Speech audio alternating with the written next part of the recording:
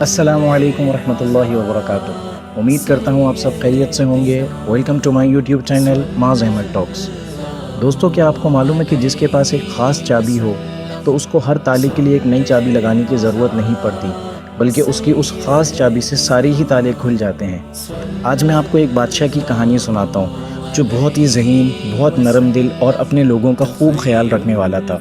غریبوں کی مدد کرتا اور ناانصافی بالکل برداشت نہیں کرتا تھا۔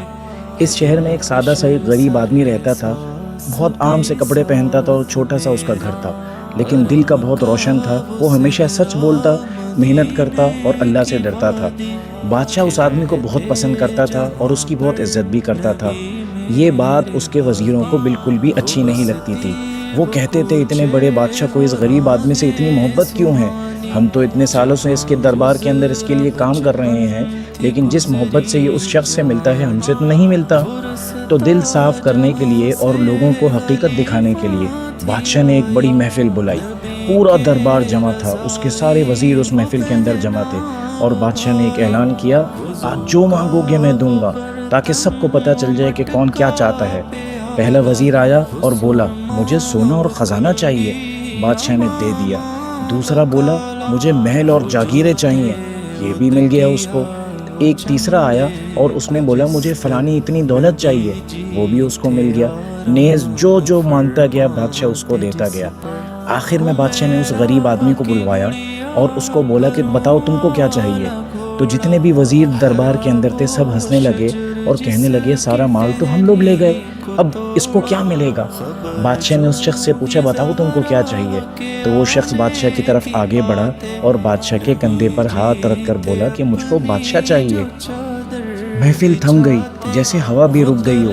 بادشاہ کی آنکھوں میں مسکراہٹ آ گئی۔ اس نے لوگوں سے کہا کہ جسے بادشاہ مل گیا اس کے لیے بادشاہ کا سب کچھ ہے، یعنی جس کا بادشاہ ہو گیا بادشاہ کے سارے خزانے بھی اس کے ہو گئے۔ امید کرتا ہوں آپ اس کہانی سے اس کا مورل تو سمجھ گئے ہوں گے۔ تو میرے دوستو، ہماری زندگی کا بھی یہی اصل سبق ہے کہ زمین اور آسمان کا حقیقی بادشاہ اللہ ہے۔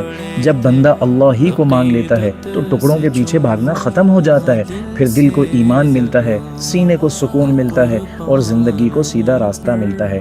زمین اور آسمان کے خزانے اللہ ہمارے لیے مزین کر دیتے ہیں، تو ہم کو چاہیے کہ ہم خود بھی اور اپنے بچوں کو بھی یہی سکھائیں کہ اگر دنیا اور آخرت کے خزانے چاہیے تو ہم کو اللہ ہی کو اپنا بنانا پڑے گا۔ ہم کو دنیا کے اندر بھی آگے بڑھنا ہے، لیکن ہمارا اصل مقدم جو ہے وہ آخرت ہے۔ اگر ہم آخرت کی فکر کریں گے تو اللہ دنیا کے اندر بھی ہم کو حیاتاً طیبہ نصیب کریں گے، اور مرنے کے بعد کی ہمیشہ ہمیشہ کی زندگی کے اندر سکون، چین، راحت ہم کو نصیب کریں گے۔ اللہ ہم کو بھی اپنی دوستی نصیب فرمائے اور اپنی ذات پر کامل یقین نصیب فرمائے۔ دوستو، اگر آپ کو میری یہ ویڈیو اچھی لگی ہو تو اس کو شیئر اور لائک کرنا مت بھولیے گا، and don't forget to subscribe my channel. السلام علیکم، اپنا خیال رکھیے گا۔